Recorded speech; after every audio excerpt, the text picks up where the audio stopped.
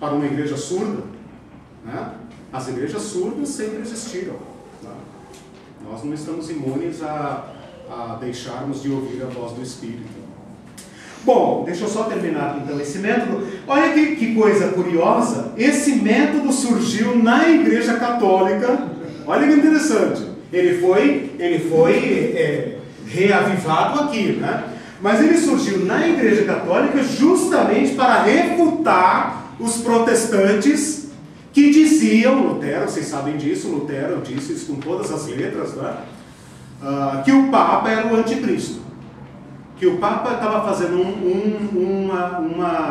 uma atuação tão maléfica para a Igreja que ele só poderia ser o anticristo. E a Roma, Vaticano, era a Babilônia. Então o Lutero, de fato, ele pegou pesado aqui, né? Ele pegou pesado. E esse teólogo jesuíta, Francisco Ribeira, é que lançou o Apocalipse para o futuro, para livrar a Igreja Católica das acusações de ser o anticristo, de ser, né? Porque Lutero trabalhou essa questão, ok? Problemas desse método. Olha aí um problema grave desse método. Desligou a escatologia, o Apocalipse, da história. Desligou, né? O Apocalipse agora é algo que está preso lá.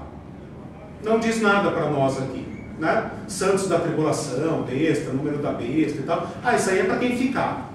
Isso aí é para quem ficar, né? A igreja não tem nada a ver com isso. Desligou. Por isso, muitos de nós não lemos o Apocalipse como sendo um livro para nós, né? É um livro que, isso aí é coisas lá do final, né? Mas e se Apocalipse for um plano da história, como o primeiro método? E se Apocalipse tiver voz do Espírito para os eventos de hoje? E se a oposição que eles sofreram lá tem algo a dizer para a oposição que está chegando para nós? E as bestas que continuam saindo do mar para perseguir a igreja? Né? Não com as mesmas espadas, não com as mesmas armas. Então nós temos que ler Apocalipse. Né? Ele representou o que para os leitores originais também, né? Então fez isso por que para eles? Se é Boa, exatamente. Apocalipse não teria o menor sentido. Imagina uma igreja, boa lembrança. Imagina uma igreja que está se escondendo no buraco, com medo, porque o pastor foi preso, o bispo foi não sei o que, nosso apóstolo está preso e orando para que Deus o proteja, recebe um livro que não diz nada para eles. Mas, por favor, João, nós estamos aqui, cara, morrendo. Pelo amor de Deus, escreva algo que nos dê esperança. Só o capítulo 2 e 3. O resto, o que ele está dizendo aqui, gente? João não está bom da cabeça. Né?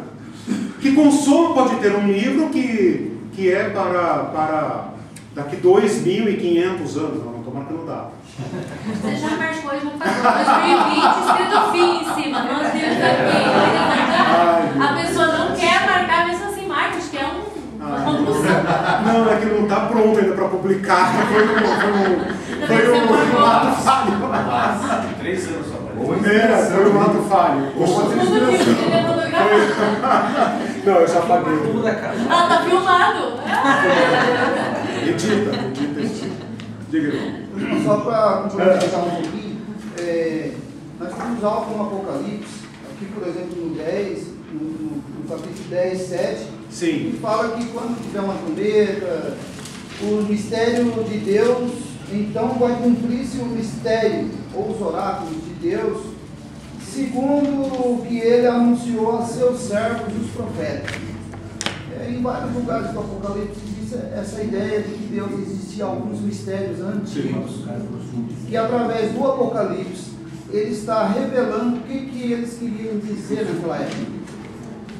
Eu acho que como há 27 anos de Batista, é a primeira aula de Apocalipse.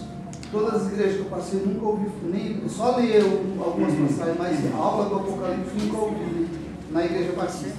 Aqui é a primeira aula em 27 anos como membro.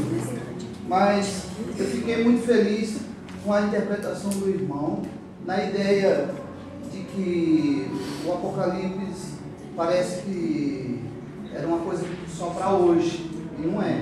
É uma coisa que vem daquele tempo, foi feito com aquela data, né? É um livro que eu gosto de estudar muito, estudo bastante mais do que todos, e vejo que a mídia, para nós hoje, influenciou muito de que a palavra Apocalipse é o fim. Mas o fim de quê? O fim do mundo? O fim de um sistema? Ou o fim de um contexto histórico que Deus vinha tratando?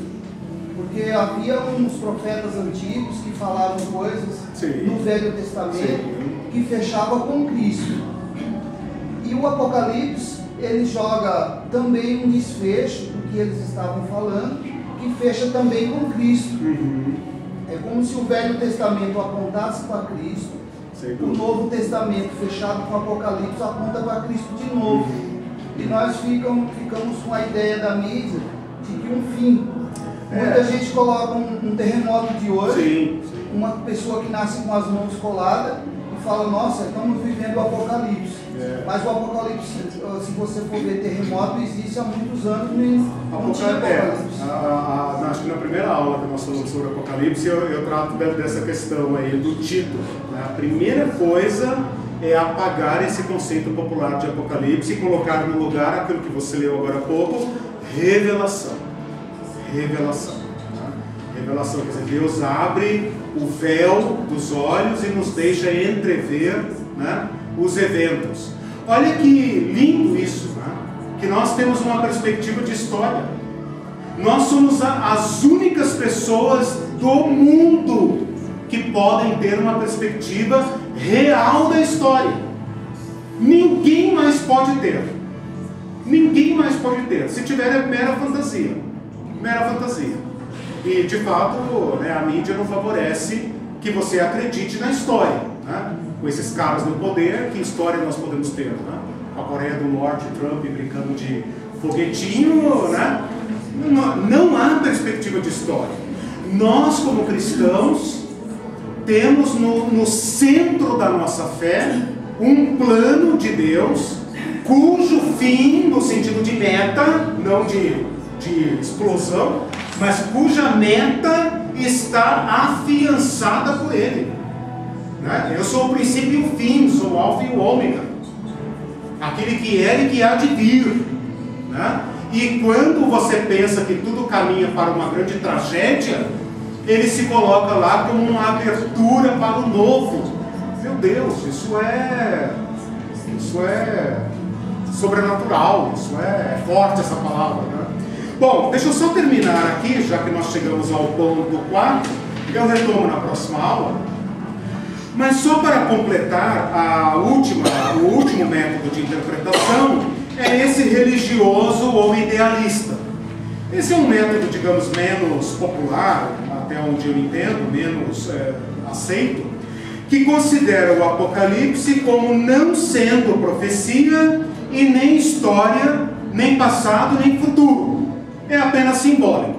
Né? Então, tudo que o Apocalipse fala é apenas para dar instrução religiosa. É para falar de esperança, falar de oração, falar de coragem e tal. Mas aquela hora o irmão ali usou a palavra parábola, né? Mas é como se ele fosse de fato uma parábola, né? Ele está contando uma história através de símbolos, mas no fundo o que ele quer mesmo é despertar em nós virtudes, atitudes corretas e tal. Não é profecia, não é passado, não é futuro. É simbólico. É uma parábola para você entender certas coisas no nível espiritual. Bom, com isso eu mostrei para vocês 4 métodos. Né? 4 métodos que usados de modo moderado, né? Sem arrogância, sem grande pretensão, nos permite alcançar muita coisa aqui. Né? Eu e o Arthur, né, preferimos o primeiro ali da histórica geral. Claro, usado como, né, Arthur? Usado sem excessos. Né? Porque é um método que liberta do historicismo radical, que nós não aceitamos, porque compromete, né, a natureza do livro, a canonicidade do livro, e também rejeitamos esse daqui, porque isola o Apocalipse lá no futuro, né? Um método que permita o Apocalipse falar aos cristãos de todos os tempos, mesmo que João não pensasse numa história tão longa. João, quem sabe, nunca imaginou uma história tão longa. Paciência. O fato é que nós estamos aqui, né, há 2000 anos depois de Cristo, né? Então, qual é o nosso dever? Nos debruçarmos sobre essa palavra com o mesmo interesse, né, como a irmã falou, vigilância, atenção, cuidado, esperança, né, e extrairmos desse livro o que nós conseguirmos por meio dos melhores esforços, né, das melhores técnicas e da atitude correta de quem ouve o Espírito. Né? Ok, o futurista, o escatológico. Ok, é um caminho, né? E é um caminho, digamos que fez muito sucesso e ainda está aí, né? Agora, foi bom você ter falado isso pelo seguinte: nós estamos numa posição privilegiada, né, de poder olhar com atenção tudo que surge sobre o Apocalipse. Eu sou um cristão que não tenho medo de estudos. Eu não tenho medo. Eu tenho, graças a Deus, a maturidade para olhar o que surge. E depois dizer, não, de fato não contribuiu, não ajuda. Menos heresia, claro. Né? Tem coisa que eu já olho e não falo, não, isso não quero nem ler. Não quero, não interessa, entendeu? Ontem mesmo eu estou estudando o livro de Mateus para minha pesquisa, né? E aí abri um livro e estava falando, nossa, que interessante, isso aqui vai me abrir e tal. Aí fui ver quem é o cara, né? Deus me livre, nem apago o arquivo, tipo, não quero nem por curiosidade, não tenho tempo para ler besteira, né? Já corto de pronto. Mas, por exemplo, se uma pessoa referência, uma pessoa que estuda, uma pessoa, né, publica ou coloca lá na internet um áudio e tal, um vídeo de uma reflexão boa, eu penso, pô, quem sabe isso aqui, né, me abre aqui né, porque nenhum método resolve todos os problemas, nenhum método, tá? Então a atenção, não a atenção com C cedilha, a espaço, tensão com S, né, é permanente e, a meu ver, é proposital. É proposital. Né? Termino essa aula com a palavra de Jesus em Apocalipse, em Atos 1:6, né? Não vos compete saber o que Deus reservou para a sua exclusiva autoridade. Mas o que nos compete saber, nós vamos fazer todo esforço para saber. Que Deus nos ajude e nos abençoe nessa empreitada. Próxima aula eu continuo esse tema. Depois nós vamos tratar um pouco de teologia do Apocalipse, talvez uma aula, só para mostrar esses valores teológicos que nós temos por causa do Apocalipse.